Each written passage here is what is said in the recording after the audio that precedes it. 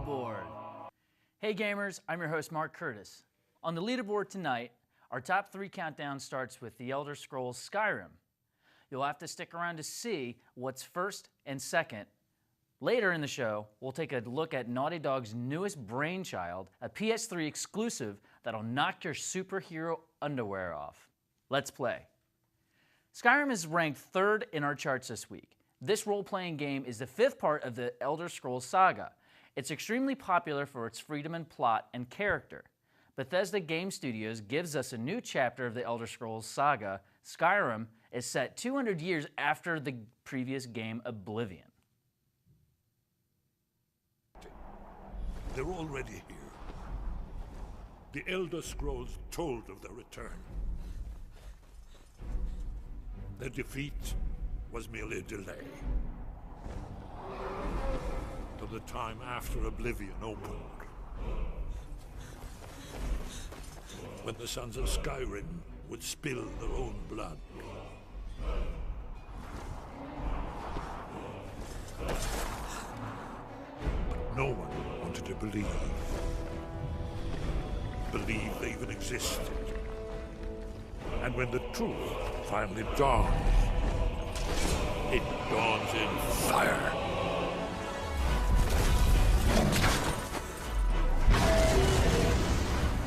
But there's one they fear. In their tongue, he's Dovahkiin, Dragonborn.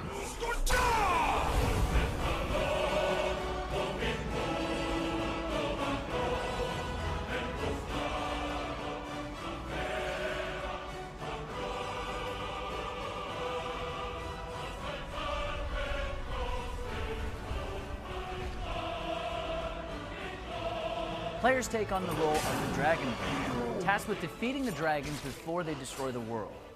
The Elder Scrolls games are best known for their open-world gameplay, and Skyrim is no exception. Dragon slaying is your main objective, but there are countless side quests that can develop into full storylines. Game Informer says, over 100 hours into the game, I still found myself overwhelmed by the amount of uncompleted quests. Players choose their character's race and appearance as usual, but in this installment of the Elder Scrolls, there's no class to choose. Instead, the weapons you choose and the way you play will decide which skills you build.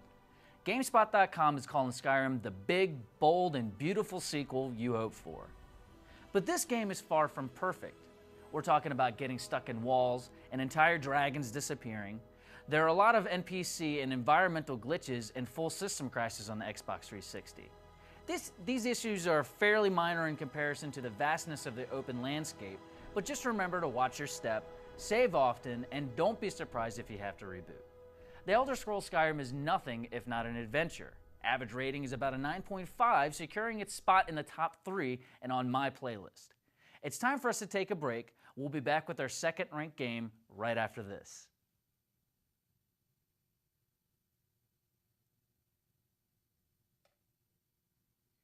Dear PlayStation, I know in God of War 3 you're this Kratos guy seeking vengeance against the gods, but since my boyfriend got it, he's been totally ignoring me.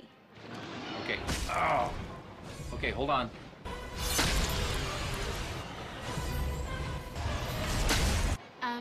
Hello? Thanks for coming. God of War 3, rated M for mature. PlayStation.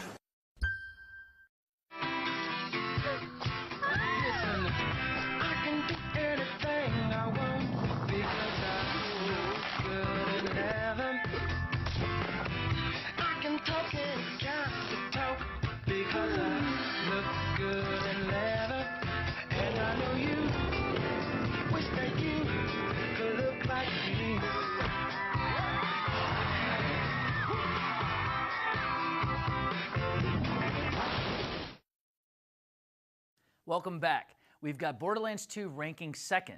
This first-person shooter action RPG is the brighter, more developed sequel to the first story. The planet Pandora is thriving thanks to the mineral Iridium that was released with the death of the Destroyer. Handsome Jack, a member of the Hyperion Corporation, has taken credit for finding the vault and killing the Destroyer, naming himself Dictator of Pandora. The new group of Vault Hunters is on a mission to kill Jack and free Pandora. People of Pandora, this is Handsome Jack, your hero. We all know that ever since I took over your armpit of a planet, Pandora has been at peace. Until these pathetic Vault Hunters showed up, that is. A grizzled commando. Commando's turrets upgrade to add barrels, post on walls or ceilings, or deploy several at once. Rage-filled Gunzerker. Gunzerker's skills are melee, dual-wielding, and distracting enemies with 2 fingers in the air. A siren. Maya suspends enemies in a phase lock, which upgrades to explode or convert enemies into allies. The assassin uses a decoy skill, deploying a copy and becoming invisible to sneak up and strike or run to cover. Alright, that was actually kind of cool. You know, you idiots are so pathetic. Do you have any idea how much firepower you're gonna need to take me down? A lot. A whole goddamn lot. Okay, that's a lot of guns.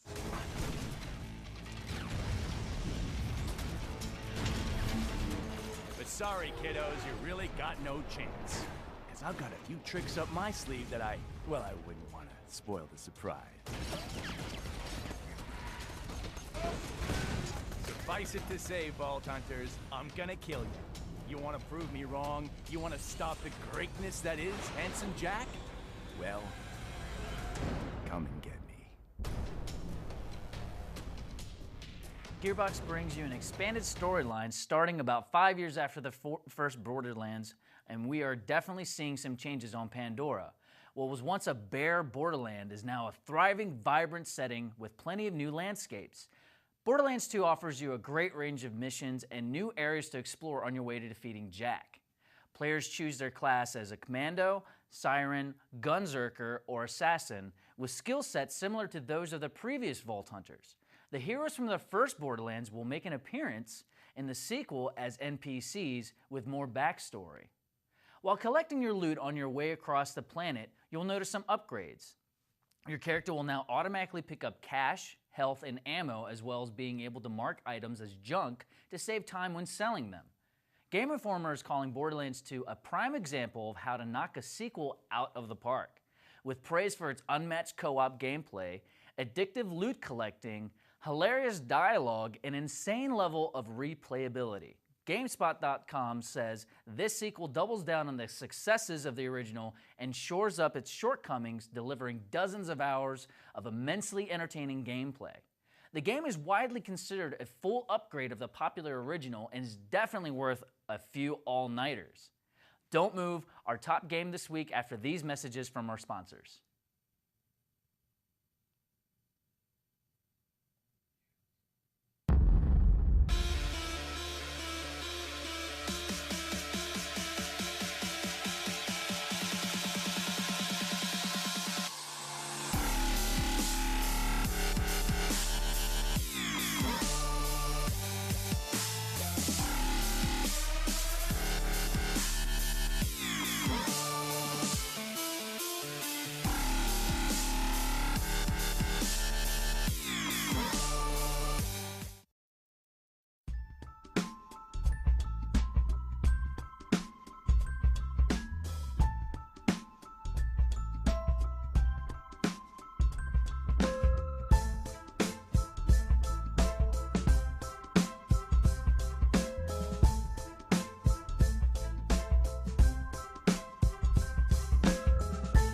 Rated E10+ T.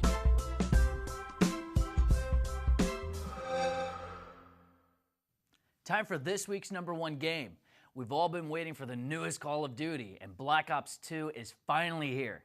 Treyarch's blood, sweat, and tears have paid off. Within 24 hours of its release, the game grossed $613 million, taking Modern Warfare 3's place as the biggest entertainment launch of all time. Black Ops 2 campaign delivers another well-written storyline. For the first time in Call of Duty history, we're seeing a player choice storyline and futuristic weaponry. Campaign mode follows 2 storylines, one in the Cold War of the 70s and 80s, and a new Cold War with China in the year 2025. In the 1970s, Alex Mason, our hero from the first Black Ops, is called in from retirement to rescue Woods and his unit from captivity. Raul Menendez is a villain responsible. As the story unfolds, he turns into an arms-dealing drug lord. Later in a raid, Woods accidentally kills Menendez's sister, fueling his plot for revenge in the Cold War of 2025.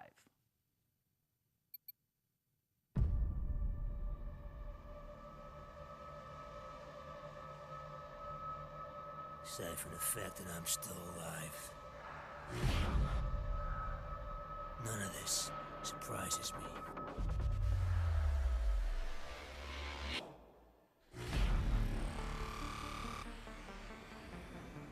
Technology got stronger, but we got weaker.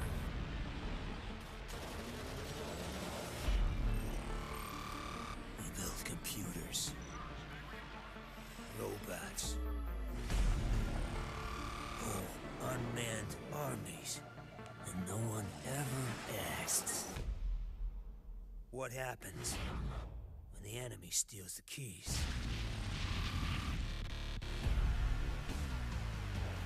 And the things they built to keep us safe are turned against us.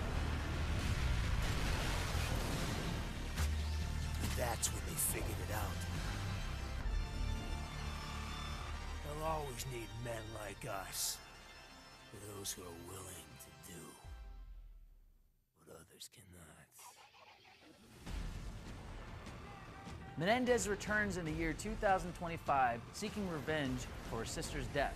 He instigates conflict between U.S. and China, sparking a second Cold War. The futuristic AI technology proves to be a weakness when Menendez hacks into the U.S. computer infrastructure and takes control of their fleet of drones. You'll see a lot of these drones in the new Strike Force missions, where your player choice comes into play. The outcome of these missions will affect the 2025 storyline and the overall story. Your choice controls assets like jet fighters, robots, and UAVs, and how Menendez will react in turn. There's no redo on these missions. Once you make your choice, other possibilities are locked unless you load a save game or play it again. Also, if you die in the course of a Strike Force mission, it affects the outcome and your campaign continues. GameSpot.com is calling these missions a nice change of pace for a series that has mostly involved just shooting what's in front of you. But enough about the campaign. We all know you're only interested in two things: co-op and zombies. And online co-op now supports up to 8 players instead of 4, and a new customizable system called Pick 10 is introduced to apply your points to all different aspects like your guns, looks, and perks. Players are now able to carry as many as 6 perks at a time. The wager matches of the previous game have been removed. Instead, there's now the league play system that ranks your performance and puts you in matches with other players close in rank. This system hopes to even the playing field and provide an all-over better battle experience. On to the zombies. They're the same old stumbling, rotting enemies we love. Zombie mode has its own mini campaign as well as some new co-op options. Co-op modes are the classic survival, killing as many zombies as you can for as long as you can stay alive. There's also grief matches consisting 4 players versus zombies. And the new favorite, Transit. Transit mode consists of a combination of active maps that players travel between on a bus. GameInformer.com says the massive maps and towns filled with zombies make for one wild ride. And we agree. And for an extra treat, Nuketown is a full zombie map now available on Harden and Care package editions. By reaching forward while remaining rooted into the things that it does so well, Black Ops 2 offers a great shooter experience, according to GameSpot.com. Call of Duty Black Ops 2 has earned its spot as #1 this week and is sure to keep us busy this winter. Stay tuned, we've got a sneak peek at Naughty Dog's latest work in progress right after this.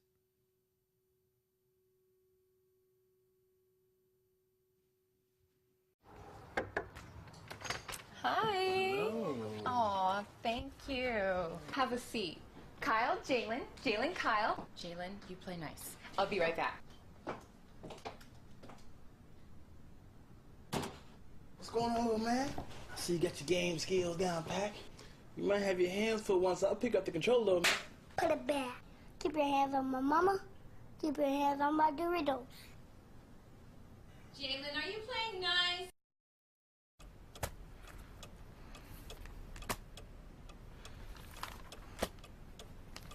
Oh.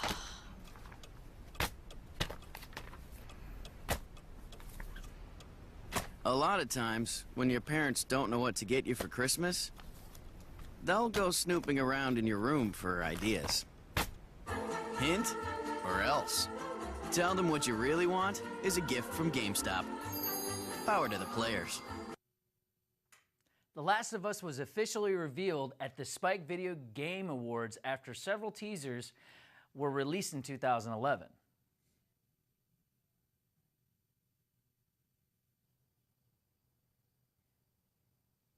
This artistic piece by Naughty Dog is set post-apocalypse. Believe it or not, this is 100% gameplay footage. It's a third-person survival action-adventure game that will only be released for the PS3. Movies like I Am Legend, The Road, and TV show The Walking Dead are the inspiration for this setting. The game's music is more emotional to highlight that the story centers around a father-daughter-like relationship. A 14-year-old girl, Ellie, controlled by AI, accompanies the main character, Joel.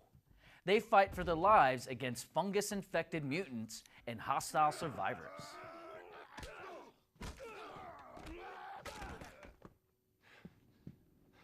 Hey. There you are. Are you okay? Better than that guy. Search him. I'm gonna take care of his buddy, and then we quit this place.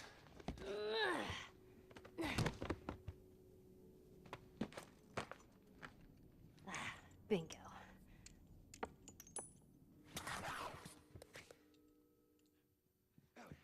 Naughty Dog is introducing their dynamic stealth technique, where player strategies affect how a situation unfolds.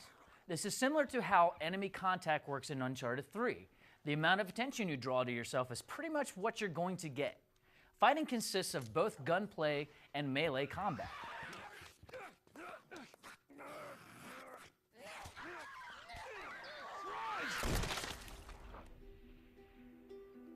This is our routine. Day and night, all we do is survive. It never lets up.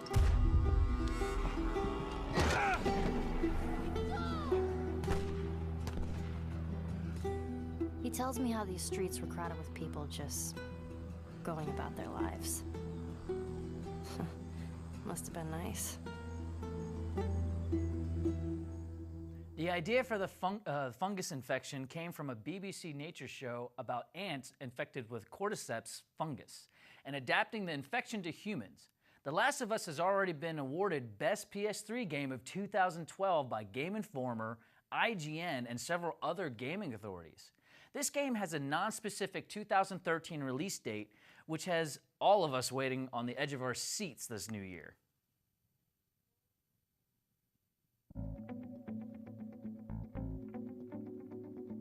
Tune in next week for our top 3 and a look at the leaked PS4 design. Play on.